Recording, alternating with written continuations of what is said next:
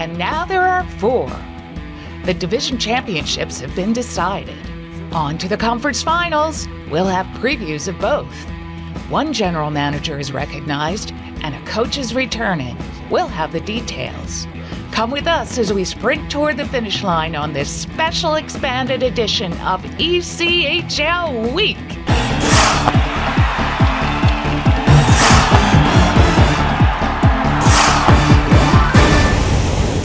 Hi, welcome to this special expanded edition of ECHL Week, the Kelly Cup Playoffs. This time we come to you from the Allen County War Memorial Coliseum in Fort Wayne, Indiana, home of the Fort Wayne Comets, and we're at the Huntington Center in Toledo, Ohio, as we come to you from 2 locations for today's show. We start today's show by looking at the final series in the Central Division between the Walleye and the Comets. Tanzi's got it, but he coughs it up back to Maggio. Maggio leaves the puck. Here's Shaftsman with a shot. Save, rebound, score! Jason Baptista. Shaftsman as well. Let's see who does get credit for it. It should be Baptista. Nastasiak left side shot, save made. Loose rebound. Hauser doesn't know where it is. Now it's at the back of the net. It's crisp. Cross-rank pass. Hilbrick will cut across. Got a man down low. Here's a shot. They score. Little give and go as they broke in over the blue line. Now back over, far side, back to Culkin, one-timer. In front of that loose puck. Binkley knocks it home and we're tied. #1 power play unit here in the playoffs. That's the 9th power play goal. He's double teamed. Loose puck coming in front. It's Culkin with a shot, save made. Rebound. We've got rebound. Here it is. Batista scored. Leads the league in scoring here in the playoffs. He was the team's MVP as Gabriel Desjardins makes it a 3-2 hockey game. Back over. Sadlowski all alone. Yes! Yes! 4-2. There we go. Empty netter. Sean Sadlowski. Comet fans to their feet on the near side. Jabbed into the Toledo zone. 1 second. Comets win it! The fish are finished here at the Coliseum. 4-2, Comets with the win. There's a lot of stuff going on externally away from the boys on the ice, and that's with the fan bases and different stuff going on with the market play. You know, that both markets are hockey markets, the media markets, you know, they're both kind of going back and forth on social media. So I think that's exciting. It gets the fan bases riled up, and you know, whenever you got 2 franchises like Fort Wayne and Toledo that have good attendance, good crowds, it's a good rivalry. It's good for the ECHL. The defending Kelly Cup champion Colorado Eagles have made it to the Western Conference Finals for the 2nd consecutive season. Let's check out the details of their win over Idaho in the Mountain Division Finals. Trailer, Chatham high slot, quick shot kicked away as Canada got the right pad on. Another feed in front of McParland to try. It rolls into the crease and saved by Canada. He'll cover. And now an extra jab for Canada as he got a whack at Jack Nevins. Box comes Storm and Nevins. We're back to 5-on-5. Is out of the box. Nevins high slot, a shot saved Canada. And the rebound pops high in the air. It comes into the near corner and Nevins lays out Storm. Back to the right circle for Register. Register sends one down low, deflected by Olsen, saved by DeRosier, and the rebound, he got it as well. Ulick is left circle, a one-timer by Finch, saved by Canada, and the rebound covered. Here's Harrison over the red line, putting right down the middle of the ice. A wrist shot stopped by DeRosier. The rebound is free, and Watson couldn't find it. He forced it wide. As DeRosier did what Canada's done a few times, a puck in and out of the glove. One-timer comes in front, deflection, score! Drayson Bowman, the deflection in the blue paints. A broken play, a fan shot for the Eagles came right into the crease. And Drayson Bowman chips it over the goal line and sends the Colorado Eagles to the Western Conference Final. With 6:28 to go in overtime. It was a feed across from the left point to the right circle, a one-timer by Harrison. He didn't get anything on it, but it found Drayson Bowman in front.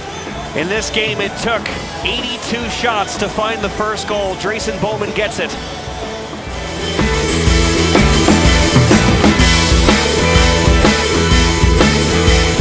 The series before against Wichita, you know, we learned a lot of lessons, and it paid off in that series against Idaho. 2 overtime games, back and forth hockey. Both goaltenders were outstanding and showed our patience in our game plan and not getting frustrated. And we had some players step up in some big situations for us and help us win that series. Only the Fort Wayne Comets stand in the way of the Colorado Eagles advancing to the Kelly Cup Finals for the 2nd straight season.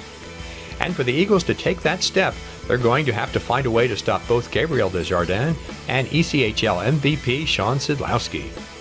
Those two have combined for 27 points so far in the playoffs, and they each averaged a point per game in the series win over Central Division regular season champ Toledo. Michael Hauser, the goalie who's played more than any other in the Kelly Cup playoffs this spring, has gotten better as the postseason has moved on. He's experienced too.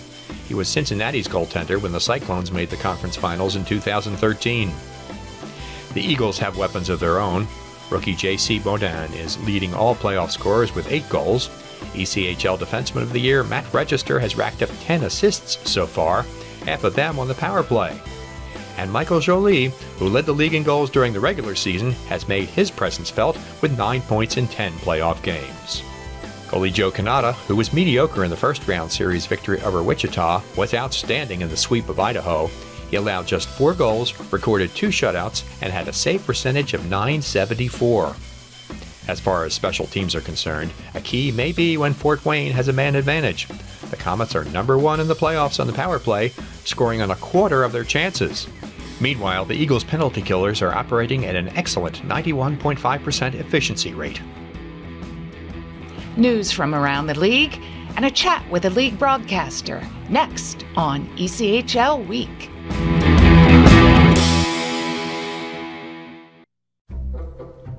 They call me Maxie, but I prefer tripod. I was your above-average 4-legged homie, and then wham-bam minivan. Some people pity me. Now that's lame. I still run, fetch, and swim. And the ladies love me. I'm the ultimate wingman. Just don't ask me to high-five.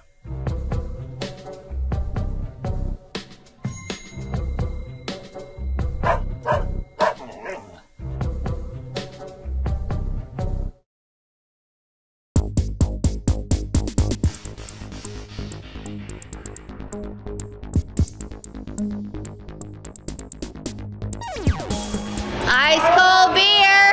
Go Walleye. Woo! The announcement of the General Manager of the Year award highlights our news from around the ECHL.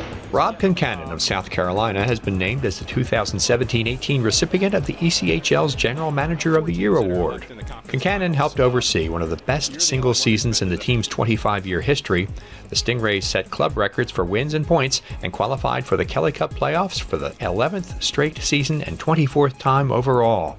South Carolina allowed 153 goals, the fewest ever allowed by a team in the ECHL's 30-year history, and gave up just 27 power play goals, also setting a league record. Concannon is in his 8th season as president of the team. He also played for the Stingrays from 1995 to 2000, was a member of the 1997 Kelly Cup team, and was inducted into the Rays Hall of Fame in 2004. The award is determined by a vote of ECHL coaches. One of the ECHL's all-time leaders in games coached is going to add to his total. Malcolm Cameron will return to the Wichita Thunder for his 3rd season after agreeing to a contract extension. He led the team to its first ECHL playoff berth this past season as the team recorded its most victories and home victories in a season since joining the league in 2014. "I look forward to building on our playoff run this past year," said Cameron. "I'm proud that we were able to persevere through some tough times to get back into the postseason, and we'll use this as a foundation in taking the team in a positive direction." Wichita is Cameron's 6th ECHL stop, and it'll be the first one where he's coached for longer than 2 seasons. Hi, I'm Terrence Wallen of the Adirondack Thunder, and you can tweet at me at @TWallen_10. It's time for Voices of the ECHL. Today, Bob Renison of the Kansas City Mavericks. How did you get started in hockey broadcasting? It's something that I wanted to do for a long time. I studied it at the University of Missouri, Kansas City. Ended up back in the days when radio was much different than it is now, doing high school football. Always wanted to do hockey and continued a pursuit of that. The first pro team I worked for was indoor soccer.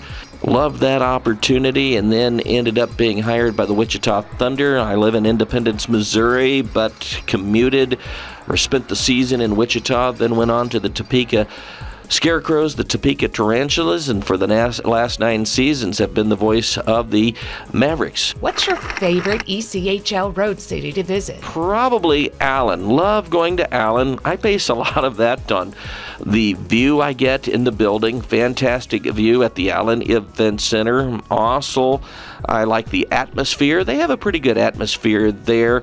Also like the fact that not too far away they have a lot of places to eat. And a great thing about going to Allen, every time we go there, I get together with my good friend Tommy Daniels. The best thing about your job? The best thing about my job, many things I love about it. I love being the first person to tell people what is happening on the ice. I love the atmosphere in every building. But the number one thing that I like about this job, the people I meet. And I'm very fortunate to be able to travel to many cities, and I've become friends with people in every city where the Mavericks travel, and the people are what make the difference in this, and friends that I will have for the rest of my life. It's all about the Eastern Conference when ECHL week continues.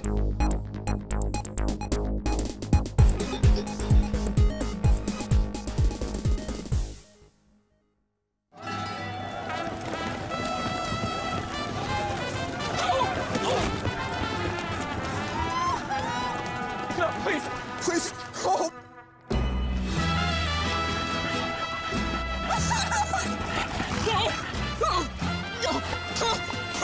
The running of the bold dogs?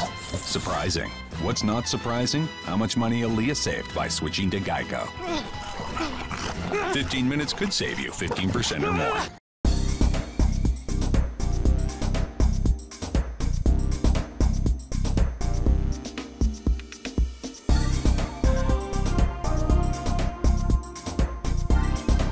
Hi, I'm Alex Reed with the Florida Everblades, and you're watching the #1 source for ECHL news, ECHL Week. Let's turn our attention to the Northeast, where Manchester and Adirondack battled it out for the North Division Championship. Adirondack sends it into the Monarchs, into the ice. Colomatis to Lowry, over the line, right side. Lowry moving in, backhander, save made by Fielding at the near post. Back out to Colomatis for a drive and a score! The captain let it go from the right point, beating Fielding, and the Monarchs take an early 1-0 lead. Off the draw with it, Smatula just inside the line, drops it off for Olsen for a drive and a score from the slot, right between the circles. Dylan Olsen let one go, beating Williams, power play goal. Colomatis getting ready to tee it up, his shot goes just wide of the cage. Monarchs have it back. Back out it goes to Colomatis for a drive and a score! The captain let it fly from just outside the right wing circle. The captain lights the lamp. Second time tonight, third time in this postseason. On it, Saucerman. Now taken by Mercier. Back out it goes. Shot and a score as Blake Thompson let it go just inside the blue line, center point. Yeah, and honestly, as we get a look at the replay here, pretty innocent shot. Now over the line, it's Henry, James Henry, moving in on the backhand, takes it behind the net. Henry with it in the corner, throws it out in front, quick shot and a score by Brodeur. Matthew Brodeur from the right circle wins it for Adirondack, and the season has come to an end for the Manchester Monarchs with 11:52 to go in the third overtime period. As the two teams meet and shake hands, as is the hockey tradition at the end of playoff series, which is a great tradition. The Florida Everblades are heading to the Eastern Conference Finals. Let's check out their South Division Championship Series win over the Orlando Solar Bears. We're now to a 5-on-4 penalty kill. Right side, one-timer shoots, they score. It's Mitchell Hurd with a power play goal. Will direct it up top. Cameras a wrist shot, save, rebound, and they score. Smallman with another power play goal. Everblades lead 2-0, 3:15 remaining still on the major penalty. Left side, Hurd, pad save by Skapski in front, scrambling to make the stop, rebound, and they score. Everblades make it 3-0, Michael Kirkpatrick. Kerbashian stolen by Kia, Lorentz shoots, he scores. And Orlando falls into a 4-0 deficit. Swatting at it was Jardine, kept in at the point by Fegis. He'll make his way to the right side. Fegis peels away from Kanzig, back to Phillips, a drive, and he didn't get enough lumber behind it. Left side of the net, LeBlanc deflects in front, they score!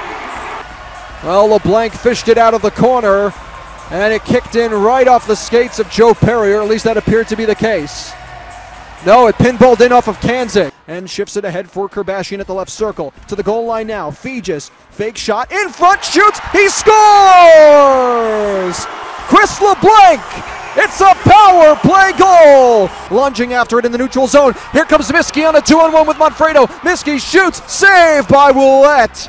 Dupuis back to Jardine, broke his stick, and it's cleared down the ice by Young. This one will not go back for icing as McCarron beats out the call. Tries to wrap it around, a backhand shot, and he scores. A hard-fought series, and certainly the Solar Bears were hard-pressed to find offense in the early stages of this series. We're really excited to win one, but to get it over in 5, when you look at the big picture, that's critical for your long-term success, to have those days off, that ability to rest and recover. Moving forward, that's a great sign. Teams which win the regular season title in their division don't necessarily duplicate that success in the playoffs. But in the Eastern Conference Finals, both participants have a couple of division crowns in their pockets from this season. Florida, the South Division's King of the Hill, also took home the ECHL overall regular season title, and the Everblades' next task is to get past North champion Adirondack to qualify for the Kelly Cup Finals.